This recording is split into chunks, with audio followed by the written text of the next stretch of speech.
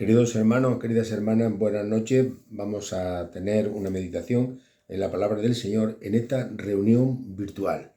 Una reunión virtual, pero que hecha con devoción, hecha en el nombre del Señor, hecha con la seriedad que la palabra del Señor merece. Es una reunión espiritual. Siempre me gusta recordar esto al principio de la meditación de la palabra. Hoy vamos a hablar de algo muy importante. Muy importante porque nos va a llenar de, creo yo, nos va a llenar de regocijo, porque cuando leemos estas cosas siempre nos regocijamos en el Señor. Vamos a hablar de algo tan importante como es la mano del Señor. Y eso es un antropomorfismo que se llama, que es cuando atribuimos a Dios ciertas cualidades humanas. Ya sabemos que Dios no tiene manos, Dios es espíritu. Dios es espíritu y no tiene partes físicas que las podamos identificar con miembros de nuestra anatomía, como son las manos, los pies, los ojos. Pero a veces para entender conceptos, pues usamos esta simbología, usamos estas comparaciones para que el mensaje que nos transmite la palabra sea para nosotros mucho más eficaz. La Biblia nos habla muchas veces con figuras expresivas para expresar estas ideas espirituales, ideas teológicas, y fijaros que en los alfabetos antiguos, ya en los jeroglíficos de Egipto, por ejemplo, se usaba la palabra fuerza, que se representaba con un cuerno. La paz se representaba con un ramo de olivo que ha llegado prácticamente hasta nuestros días. Pues igual pasa cuando nosotros decimos la mano de Dios, la mano del hombre, queremos decir lo que Dios es capaz de hacer, y si decimos la mano del hombre, lo que el ser humano es capaz de hacer. Pero vamos a centrarnos en la mano de Dios. Ya sabemos que Dios no tiene manos, pero el Espíritu que Él tiene nos muestra estas cualidades con hechos. Algunas veces que nosotros decimos, como decía el salmista, ¿a dónde me iré de tu espíritu? Y en el Salmo 139, en el versículo 10, empezando un poco por el 9, dice, si habitare en el extremo del mar, aún allí me guiaré a tu mano y me asirá tu diestra. Fijaros que hace dos precisiones muy concretas. Allí me asirá tu mano, es decir, tu mano me cogerá, pero también me asirá, es decir, me cogerá con fuerza tu diestra, que es tu mano derecha. La mano derecha siempre ha significado pues el bien, ¿no? La mano derecha, esa persona es mi mano derecha, la persona en la que yo confío. Cuando nosotros decimos, o cuando el salmista dice al Señor, tu mano derecha, se está refiriendo a la mano poderosa, la mano que actúa, que hace maravillas. Vamos a estudiar algunas características de estas expresiones que hablan de la mano de Dios. Nosotros decimos, toda nuestra vida está en las manos de Dios. Y si yo habitare en el extremo del mar, en lo más lejos que me pueda imaginar, allí estará también tu mano para guiarme y tu diestra para recogerme, para asirme. Así que la mano de Dios, hermano, en primer lugar es grande, grande. Vamos a mirar en el libro de Isaías, capítulo 66, versículo 2. Isaías 66, versículo 2 nos dice lo siguiente. Vamos a leerlo en la palabra, en el 66, versículo 2. Vamos a empezar por el 1 porque el 1 también es importante. Dice, Jehová dijo así, el cielo es mi trono y la tierra el estrado de mis pies. ¿Dónde está la casa que me habréis de edificar y dónde está el lugar de mi reposo? Refiriéndose a lo anterior, al cielo, al universo, dice, mi mano hizo todas estas cosas, y así todas estas fueron, dice Jehová, pero miraré a aquel que es pobre y humilde de espíritu y que tiembla a mi palabra. Claro que comparación de lo más grande, de la mano más poderosa, más grande, hasta lo más infinito, hasta lo más ínfimo, el ser humano, el humilde, el que tiembla a mi palabra, el que se rinde ante la grandeza de mi mano poderosa. ¿No hizo Dios todas estas cosas? ¿No hizo mi mano todas estas cosas? Nos dice en Isaías. Mira, estrellas, millones y millones y millones de estrellas. y tal vez, como la ciencia ha comprobado, muchas distantes unas de otras millones de kilómetros también. Y ya medimos por años luz. Por años luz. Es decir, que a la velocidad de la luz se tardaría 300 años en llegar a una estrella. Y de una estrella a otra, cantidades equivalentes. Es lógico pensar que nuestras mentes no son capaces de captar esta idea de la grandeza de Dios. Pero sí comprendemos que detrás de ello hay un ser infinito. Hay un ser inteligente, sumamente inteligente e infinito. El otro día escuchaba el testimonio de un sacerdote católico que en una conferencia dijo esta expresión. Dice el necio en su corazón, no hay Dios. Y después, cuando terminó la conferencia que dio, intentando demostrar la existencia de Dios a través de textos bíblicos, se le acercó una persona y le dijo, mire usted me ha ofendido, porque yo soy ateo y a mí me ha dicho usted que soy un necio. Dice, no, a mí no te quejes, quéjate al Espíritu Santo, que es el que ha dictado esas palabras al que las ha escrito.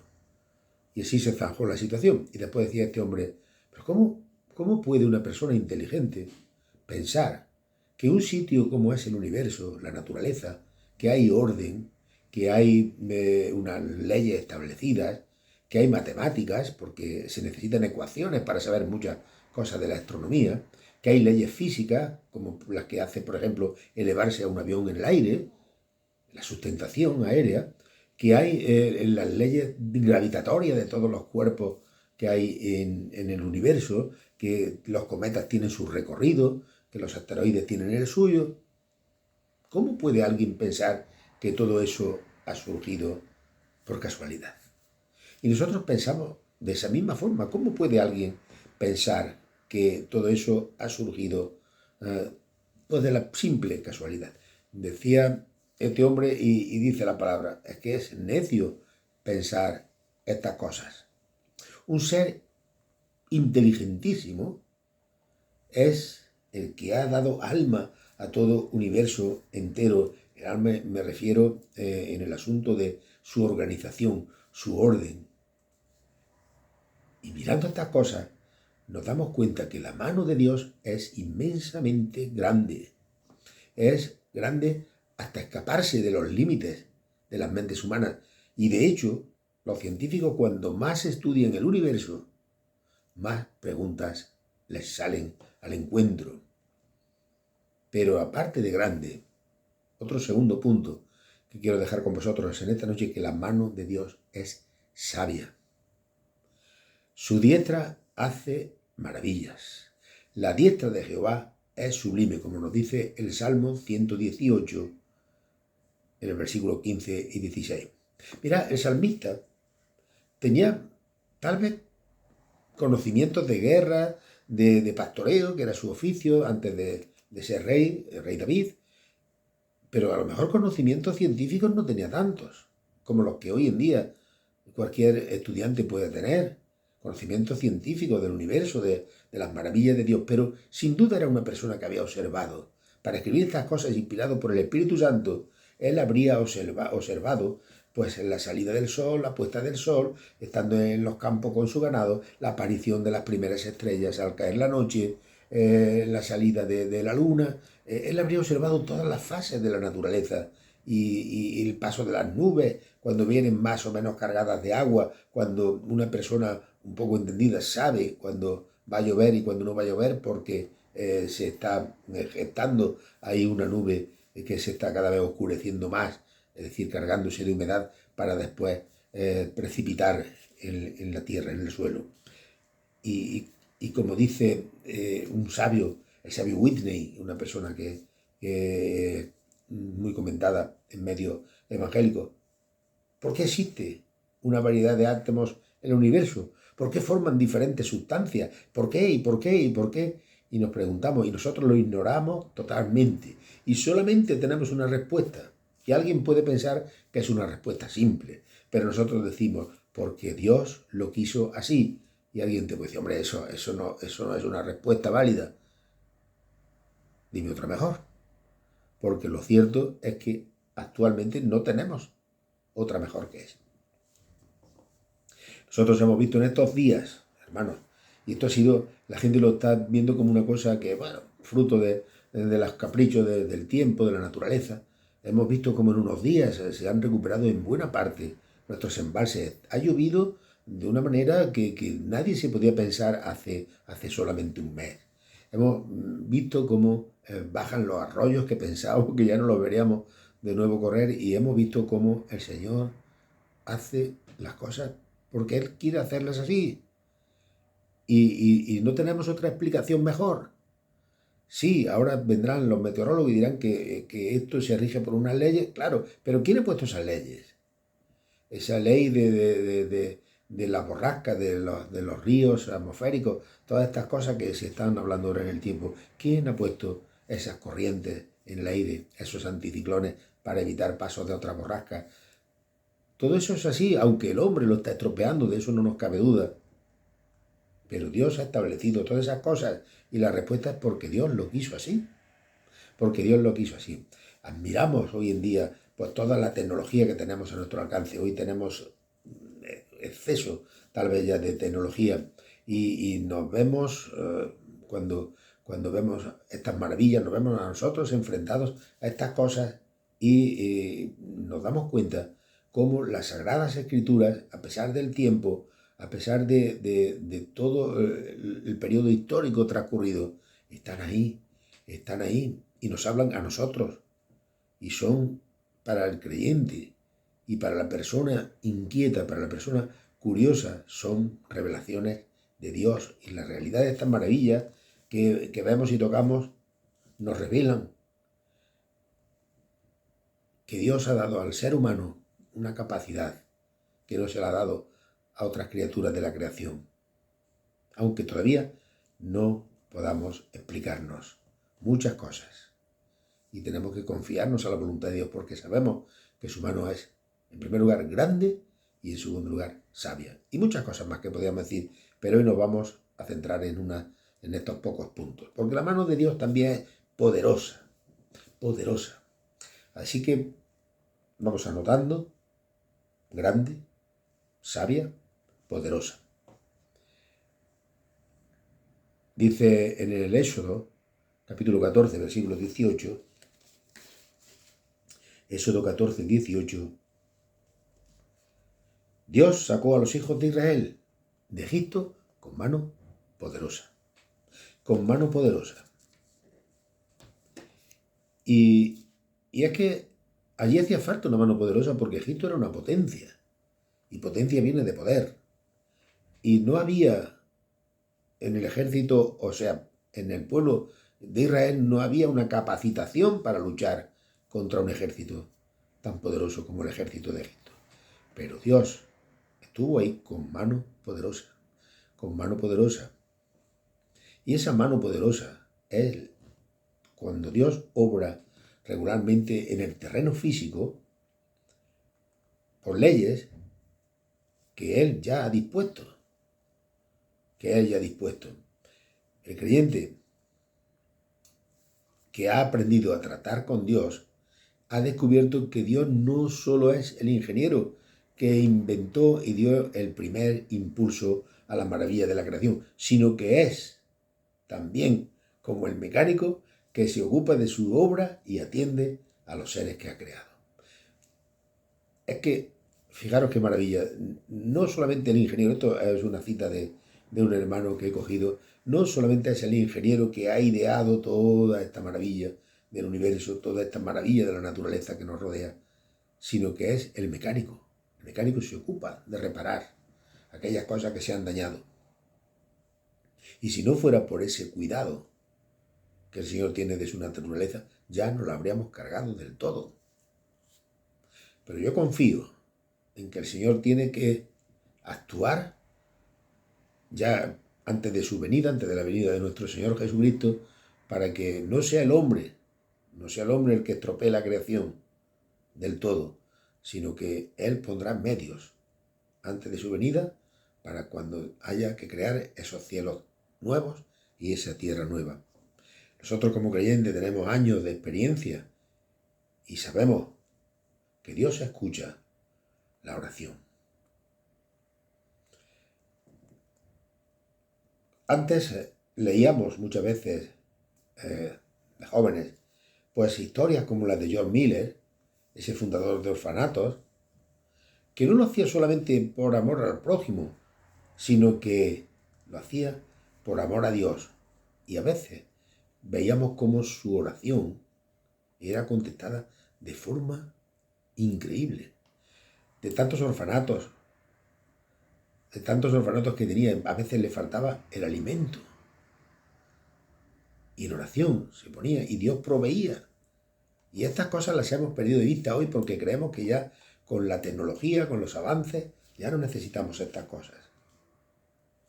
La experiencia de muchos misioneros como Hudson Taylor y otros héroes de la fe pueden sernos a nosotros de gran provecho de cómo la oración lo sustentó en misiones prácticamente imposibles, porque la mano de Dios, la mano poderosa de Dios estaba con ellos. Y la mano de Dios es fuerte, pero fijaros que el único ser que se enfrenta a la mano de Dios muchas veces es el hombre y la mujer. El ser humano es el que desafía a Dios. En Isaías 53 dice: ¿quién ha creído a nuestro anuncio? ¿Y sobre quién se ha manifestado la mano de Jehová?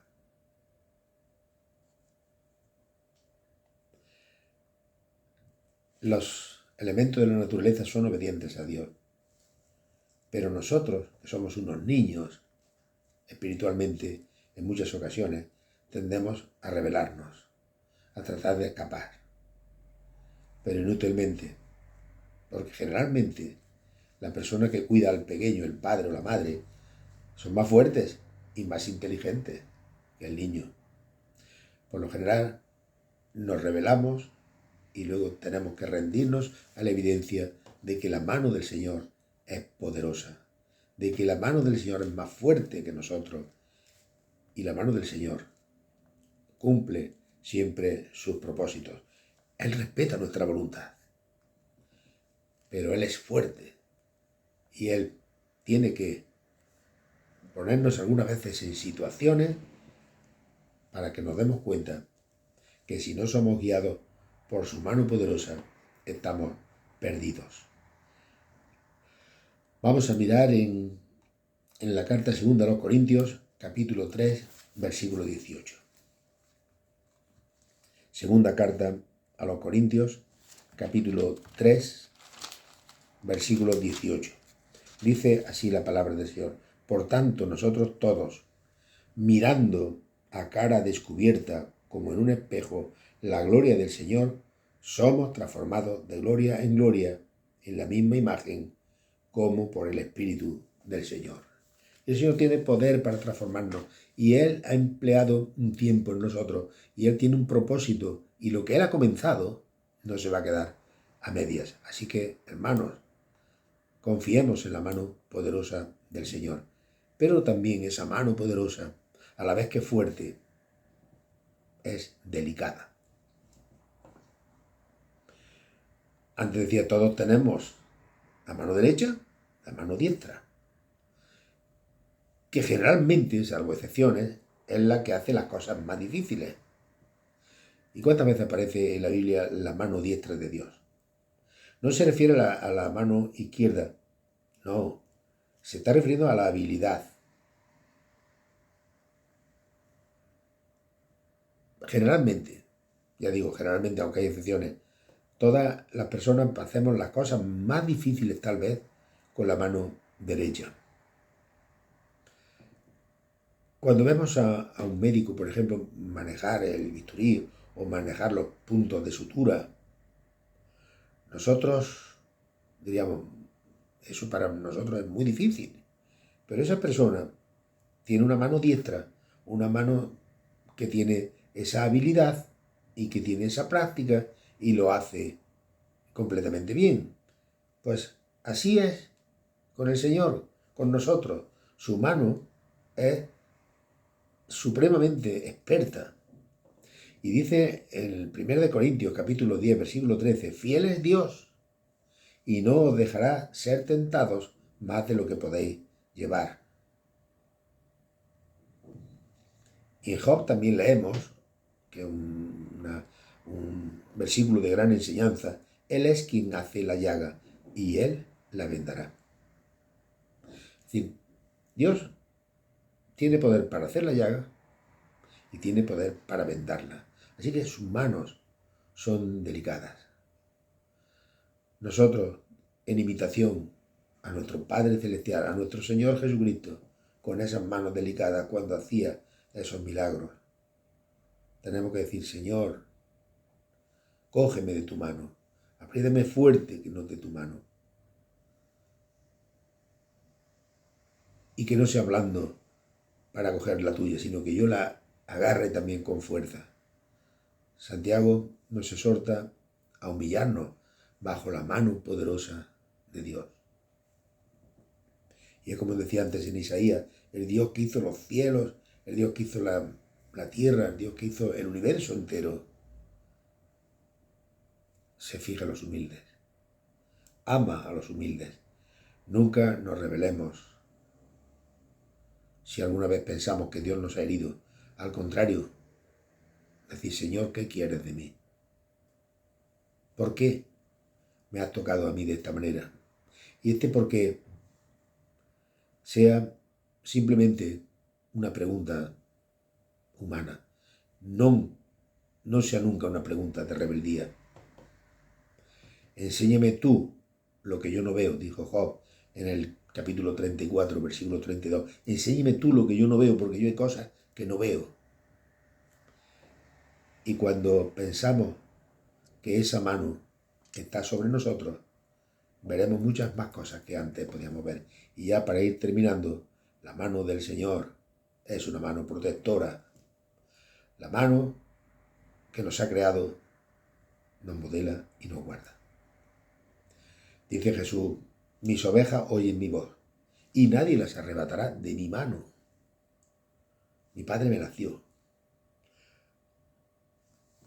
Mirad, el otro día, por un camino cercano a Bailén, veía, yo creo que es el único pastor de ovejas que hay ahora mismo en esta zona.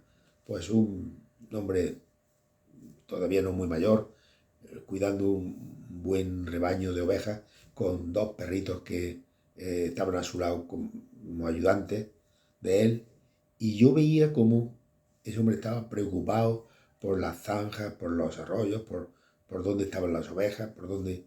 Y estuve a punto de preguntarle, pero empezó a llover y ya me fui yo para otro sitio, pero le habría preguntado: ¿qué haría si ves a una oveja en peligro? Pues seguramente mandaría a los perros en primer lugar, que son más rápidos, para que fuera al sitio y la ahuyentara de allí. Pero yo estoy seguro que si estuviera él cerca, él iría a salvar a aquella oveja del peligro. Dios nos da una razón del por qué no nos podrá dejar ni abandonar a los suyos. Él dice en Isaías capítulo 49, versículos 15 y 16: en mis manos te tengo esculpida. En mis manos. Así que la mano de Dios es una mano delicada. La mano de Dios también es una mano de justicia. Horrenda cosa es caer en las manos del Dios vivo. Fijaros, en una ocasión ya compartí con vosotros, y una de las predicaciones más antiguas que tengo, las manos de Jesús. Pero ahora estoy hablando de las manos de Dios Padre Todopoderoso, que se traducen también en las manos de Jesús en el Nuevo Testamento. Pues la mano de Dios honra a quien se le extiende. Es decir, tenemos que considerarnos privilegiados cuando la mano de este gran Dios nos la tiende para estrechar y para asir nuestra mano. Y Él así nos amó tanto, que dio a su Hijo Jesús, para que todo aquel que en Él cree no se pierda, sino que tenga vida eterna. Y ya la tenemos en su Hijo Jesús. Y Él es la mano poderosa, que hace las cosas soberanamente. Y nosotros, a través de Jesús, estamos en comunión con ese Dios, no por nuestros méritos, sino por la obra de nuestro Señor Jesucristo. Y que a Él sea la gloria y a Él sea la honra en esta noche. Amén.